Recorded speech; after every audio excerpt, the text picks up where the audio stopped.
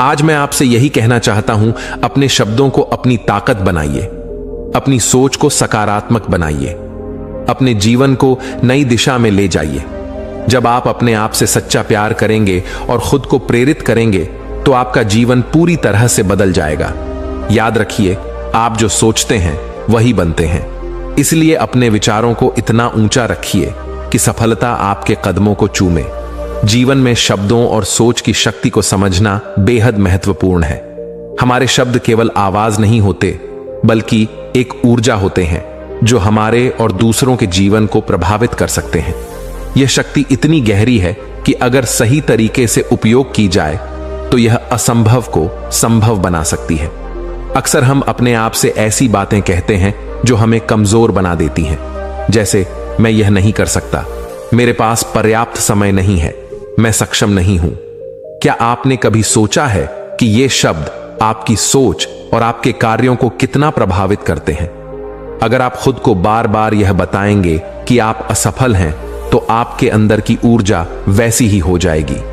लेकिन अगर आप खुद को यह विश्वास दिलाएं कि मैं सक्षम हूं, मुझे अपने लक्ष्य तक पहुंचने से कोई नहीं रोक सकता, मैं हर परिस्थिति का सामना करने के लिए तैयार हूं, तो आपकी सोच बदलने लगेगी।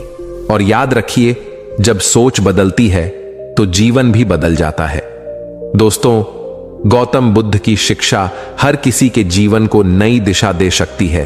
अगर आप भी इसे मानते हैं तो कमेंट में नमो बुद्धाय लिखना ना भूलें। इस कहानी को अंत तक जरूर देखें, क्योंकि ये कहानी आपकी जिंदगी बदलने वाली है।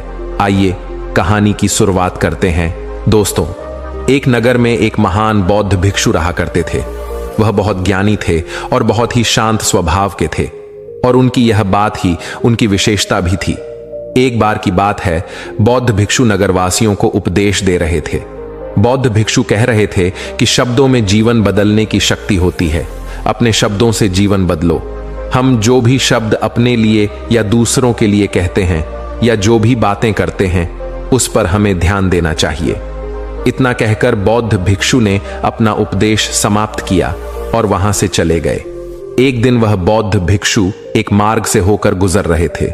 उसी मार्ग से एक युवक होकर गुजर रहा था। उस युवक ने जब उन बौद्ध भिक्षु को देखा तो वह जोर जोर से हंसने लगा और कहने लगा, अरे साधु महाराज, आप तो ढोंगी है। आपके उपदेशों में यह कहने से कि शब्दों में बड़ी ताकत है, आपकी बात सत्य नहीं हो जाएगी। ये सब सिर्फ बातें हैं। भला ऐसा कैसे हो सकता है कि शब्दों से हमारा जीवन बदल सकता है? उस युवक की सारी बातें उन भिक्षुओं ने ध्यानपूर्वक सुनी, और उसके बाद वह मुस्कुराते हुए उस युवक से कहते हैं, बेटा, नाद से ही तो यह दुनिया प्रकट हुई है, और अच्छे शब्दों के पीछे भी नाद ही होता है जो पूरा जीवन बदल देता है। वह बौद्ध भिक्षु उस युवक से कहते हैं, देखो, मैं तुम्हें अपने अनुभव से बता रहा हूं, लेकिन फिर भी तुम्हें यकीन ना हो तो तुम इसे खुद आजमा कर देख सकते हो। उन बौद्ध भिक्षु की यह बात सुनकर युवक थोड़ा सा गंभीर हो गया। उसने काफी देर सोच विचार किया और उसके बाद उन बौद्ध भिक्षु से कहता है, हे गुरुवर, अगर ऐसी बात है तो आप मेरे साथ चलिए। मेरा छोटा भाई है जिसकी उम्र करीब 20 वर्ष है, और उसे न जाने क्या हुआ है। वह करीब 3 वर्षों से कुछ भी नहीं करता, बस लेटा रहता है। दिन भर वह कुछ ना कुछ सोचता रहता है। उसकी यह हालत देखकर हम सब बहुत परेशान हैं। माता पिता भी बहुत चिंतित रहते हैं। हम सब ने कई तरीके अपनाए, कई योजनाएं अपनाई, लेकिन कुछ भी काम नहीं आया। हमने कई बार उससे बात करने तक की कोशिश की, लेकिन वह हमसे कुछ भी नहीं कहता। परिवार का हर एक सदस्य पूरी तरह से थक चुका है, हार चुका है। आखिर वह क्या करना चाहता है, किसी को कुछ नहीं पता। तो हमारे शब्दों से उसका जीवन क्यों नहीं बदला? और जैसा कि आप कह रहे हैं कि शब्द सचमुच जीवन बदल सकते हैं, तो क्या आप मेरी मदद करेंगे? इस पर बौद्ध भिक्षु मुस्कुराते हुए उस युवक के साथ चल पड़ते हैं। वह युवक उन बौद्ध भिक्षु को एक खेत में ले जाता है और अपने भाई की तरफ इशारा करके कहता है, हे गुरुवर, यही मेरा भाई है जो पूरे गांव में आलस और मक्कारी के लिए मशहूर है। आप कहते हैं कि शब्दों में वह शक्ति है जो हमारा जीवन बदल सकती है। तो क्या आपके शब्द इसका जीवन बदल सकते हैं? अगर यह सत्य है तो आप इसका जीवन बदल कर दिखाएं। उन बौद्ध भिक्षुओं ने उस युवक के भाई को ध्यानपूर्वक देखा। वह एक पेड़ की छांव में आराम से सो रहा था। जब बौद्ध भिक्षु उस युवक के भाई के पास पहुंचे और आराम से उसके सर पर हाथ फिराते हुए कहते हैं, उठो बेटा, बहुत देर हो चुकी है, ये सोने का समय नहीं है, ये तो जागने का समय है। उन बौद्ध भिक्षुओं की आवाज सुनकर वह लड़का थोड़ा सा अचरज में पड़ गया। आखिर कौन है जो मुझे इतने प्यार से जगा रहा है, वरना सभी गांव वाले तो मुझे आलसी और मक्कार ही कहते हैं। आखिर कौन है जो मुझे इतना अपनापन दिखा रहा है। उसने आंखें खोली और आंखें मलते हुए उसने पूछा, हे गुरुवर, आप कौन हैं और यहां क्यों आए हैं? इस पर बौद्ध भिक्षु उस युवक से कहते हैं, बेटा, यह प्रश्न तो मैं तुमसे करना चाहता हूं। तुम कौन हो, यही तो तुम्हें जानने की आवश्यकता है। उन बौद्ध भिक्षुओं की बात सुनकर वह लड़का जोर से हंस पड़ता है और कहता है, हे गुरुवर, यदि आपको मेरे बारे में जानना है तो जाइए और गांव के किसी भी सदस्य से पूछ लीजिए, आपको पता चल जाएगा कि मैं कौन हूं।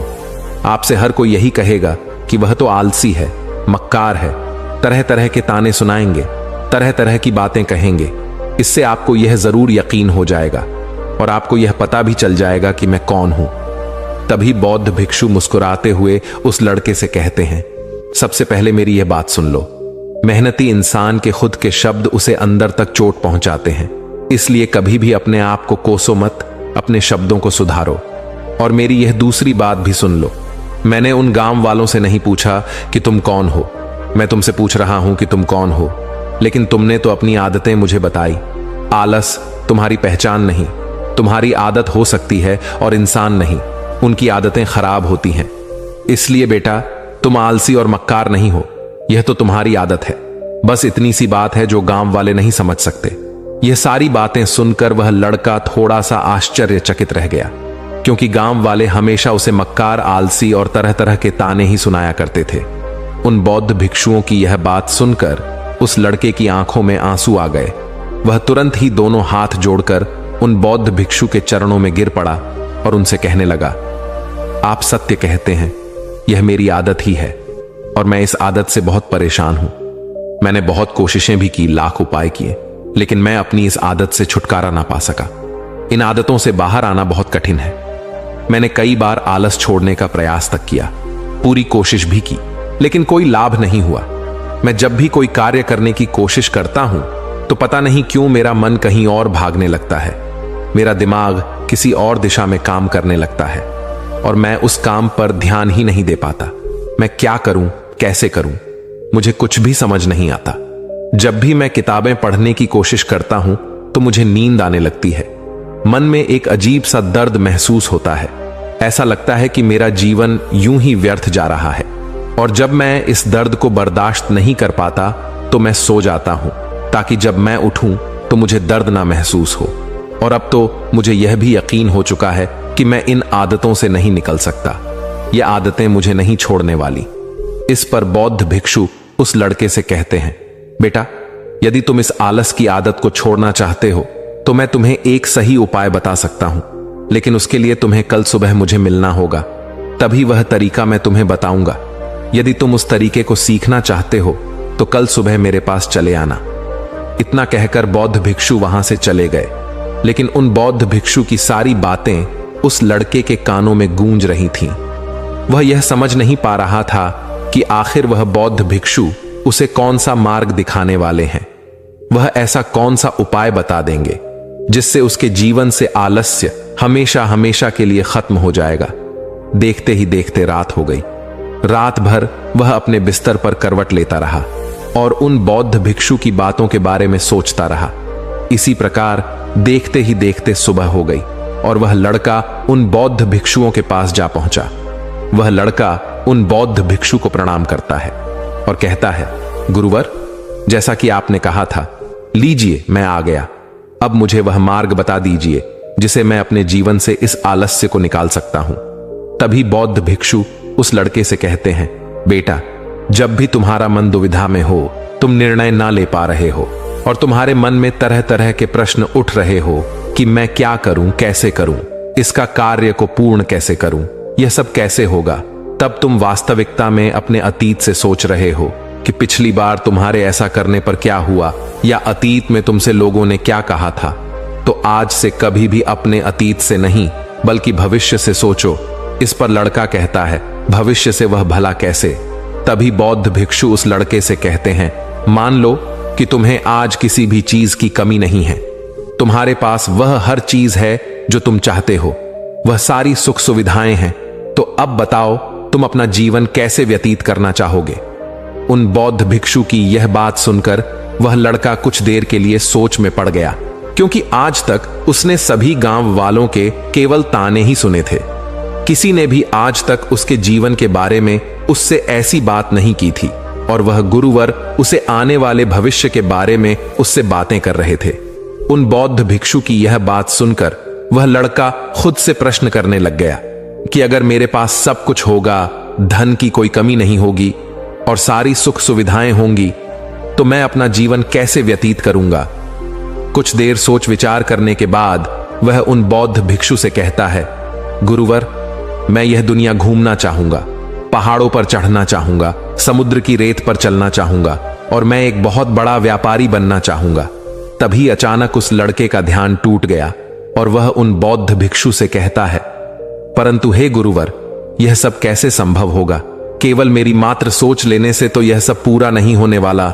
उसके ऐसा कहते ही उसके अतीत में बीती हुई सारी घटनाएं उसकी आंखों के सामने से गुजरने लगीं और वह एक बार फिर से निराश होने लगा। और अब वह यह सोचने लगा कि मेरे पास तो पैसे ही नहीं है, तो मैं भला व्यापार कैसे कर सकता हूं? ना ही मेरे पास व्यापार का कोई अनुभव है। ऐसी स्थिति में मैं भला यहां से कैसे निकल सकता हूं? उस लड़के के इस प्रश्न का जवाब देते हुए वह बौद्ध भिक्षु उस लड़के से कहते हैं, बेटे, हर रात में सोने से पहले तुम हर दिन अपना लक्ष्य एक कागज पर लिखो और सुबह उठकर सबसे पहले उस लक्ष्य को देखो और सोचो कि उस लक्ष्य को पाने के लिए तुम आज क्या कर सकते हो, और जो भी तुमने उस कागज पर लिखा होगा उस कार्य को उसी दिन पूरा करने की हर मुमकिन कोशिश करो। इस पर वह लड़का कहता है, ठीक है, आप सच कह रहे हैं, लेकिन जब मैं बहुत सोचने लगता हूं तो मेरा मन बेचैन होने लगता है और मन में तरह तरह के विचार उठने लगते हैं, और इन विचारों को शांत करने के लिए मैं सो जाता हूं ताकि वह विचार मुझे परेशान न करे। उस लड़के की समस्या का समाधान करते हुए वह बौद्ध भिक्षु उस लड़के से कहते हैं, बेटा, अंतर्मन की चाल को पकड़ो और शब्दों की मदद से नया भविष्य बनाओ। तभी लड़का कहता है, हे गुरुवर, आप क्या कहना चाहते हैं? मैं आपकी बात समझ नहीं पा रहा। इस पर बौद्ध भिक्षु मुस्कुराते हुए कहते हैं, बेटा, कैसे होगा? यह जो सवाल है, यह सवाल नहीं, बल्कि एक डर है जो तुम्हारे अंतर्मन में बैठा हुआ है, जो तुम्हें अगला कदम लेने से रोक रहा है, तुम्हें कदम आगे बढ़ाने से रोक रहा है। यदि तुम वास्तविकता देखो तो किसी को भी नहीं पता होता कि वह कार्य कैसे होगा, लेकिन एक इंसान जब दृढ़ निश्चय कर लेता है तो वह अपने उद्देश्य को सामने रखकर लगातार प्रयास करता रहता है और वह अपनी सफलता प्राप्त कर ही लेता। तभी वह लड़का उन बौद्ध भिक्षु से कहता है कि हे गुरुवर, अगर ऐसी बात है तो मन में बार बार चिंता क्यों होती है? मन बार बार बेचैन क्यों हो उठता है?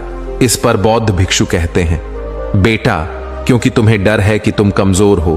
तुम्हारे अंतर्मन में बैठा है कि तुम में कुछ कमी है, तुम किसी काम के नहीं हो, और यही कारण है कि तुम कोशिश करने से डरते हो, क्योंकि तुम्हारा अंतर्मन हमेशा तुम्हें रोकता रहता है। जब भी तुम कोई कार्य शुरू करना चाहते हो, तुम्हारा मन तुमसे पहले कह देता है, इससे आगे मत बढ़ना, अन्यथा तुम हार जाओगे, और इसी कारण तुम्हें चिंता होने लगती है, तुम्हारा मन बेचैन होने लगता है। तभी वह लड़का कहता है, गुरुदेव, आपने जो कुछ भी कहा वह बिल्कुल सत्य है, लेकिन अब आप ही मुझे बताइए कि मैं इस परेशानी से बाहर कैसे निकलूं। इसका जवाब देते हुए वह बौद्ध भिक्षु उस लड़के से कहते हैं, बेटा, इस समस्या का समाधान बहुत ही आसान और सरल है। तुमने देखा होगा कि अक्सर ही हम अपने आप को दोष देते रहते हैं, अपने आप को तरह तरह के अपशब्द कहते रहते हैं, जो हमारे अंतर्मन में जाकर बैठ जाते हैं और वहीं हमें आगे बढ़ने से रोकते हैं।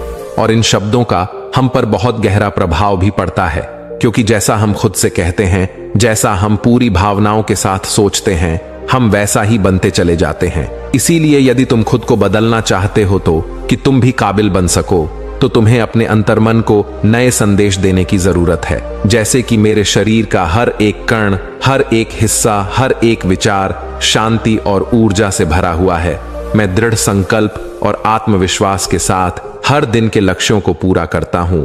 मैं अपनी कमजोरी को अभ्यास में बदलता हूं, चिंता को ध्यान में बदलता हूं। मैं उत्साह और ऊर्जा से भरा हुआ हूं, लगातार अपने लक्ष्यों पर काम करता हूं। ऐसे शब्द जब तुम खुद से कहोगे तो तुम शक्तिशाली महसूस करने लगोगे और तुम्हारी सारी चिंताएं खत्म होने लगेंगी, क्योंकि यही शब्दों की ताकत है। वह तुम वही बना देंगे जो तुम खुद से कहोगे। तुम जितनी भावना के साथ यह वाक्य बोलते हो, उसे महसूस करते हो, उतनी ही भावनाओं से यह शब्द तुम पर असर करना शुरू कर देंगे। धीरे धीरे यह शब्द तुम्हारे मन और व्यक्तित्व की सोच का हिस्सा बन जाएंगे। लेकिन मेरी एक बात याद रखना कि तुम्हारा अतर्मन इतनी आसानी से नहीं मानने वाला। जब तुम आगे बढ़ो तो मौका मिलते ही वह तुम्हें पीछे खींचेगा। तुम्हारे अतीत के बीते हुए सारे कड़वे अनुभव तुम्हें याद दिलाएगा, ताकि तुम डर जाओ और एक बार फिर से अपने लक्ष्य का पीछा करना छोड़ दो। लेकिन तुम्हें इसकी चिंता नहीं करनी है। उन सकारात्मक शब्दों के कारण तुम्हारा मन सकारात्मक विचारों को स्वीकार करने लगेगा। आगे वह बौद्ध भिक्षु उस लड़के को चेतावनी देते हुए कहते हैं, मेरी एक बात और याद रखना कि तुम्हारा ध्यान आलस्य पर नहीं होना चाहिए। अर्थात तुम्हें कभी आलस्य नहीं मिटाना, बल्कि तुम्हें एक नए भविष्य का निर्माण करना है, एक नए व्यक्तित्व का निर्माण करना है। तुम्हारा पूरा ध्यान केवल इस पर ही होना चाहिए। उन बौद्ध भिक्षुओं की बात सुनकर लड़का कहता है, ठीक है गुरुवर, आप जैसा कहते हैं मैं वैसा ही करूंगा। तभी वह बौद्ध भिक्षु उस लड़के से कहते हैं, बेटा अभी तो मैं इस गांव से जा रहा हूं, लेकिन कुछ सालों के बाद मैं वापस आऊंगा। इतना कहकर बौद्ध भिक्षु वहां से चले गए और वह लड़का अपने घर लौट गया। लेकिन अब उस लड़के के मन में तरह तरह के विचार चल रहे थे। वह लड़का यह सोच रहा था कि अगर मैं अपनी मनपसंद जिंदगी जीने लगूंगा, अगर मैं दुनिया घूमने लगा, नए लोगों से मिलने लगा और अपनी पसंद का काम करने लगा, तो मेरी जिंदगी कैसी होगी। उस बात को ध्यान करके उसने एक कागज पर अपना लक्ष्य लिखा और लिखकर सो गया। अगली सुबह जब उसकी आंखें खुली तो उसने उस पेपर पर लिखा हुआ लक्ष्य एक बार दोहराया। उसके बाद वह कुछ देर के लिए शांत हो गया। तभी उसे उन बौद्ध भिक्षु की बात याद आई कि तुम अपने लक्ष्य के लिए आज क्या कर सकते हो। उसने खुद से सवाल किया कि मैं आज अपने इस लक्ष्य को प्राप्त करने के लिए क्या कर सकता हूं। तभी उसे एक बार फिर से उस पेपर की तरफ ध्यान दिया। उस पेपर पर लिखा था कि मैं बाजार जाता हूं और लोग व्यापार करने की कौन सी चीजें, कौन से सामान लेकर आते हैं। मैं उन चीजों को देखता, उन चीजों को पता करता और पढ़ने के बाद तुरंत ही बाजार चला गया।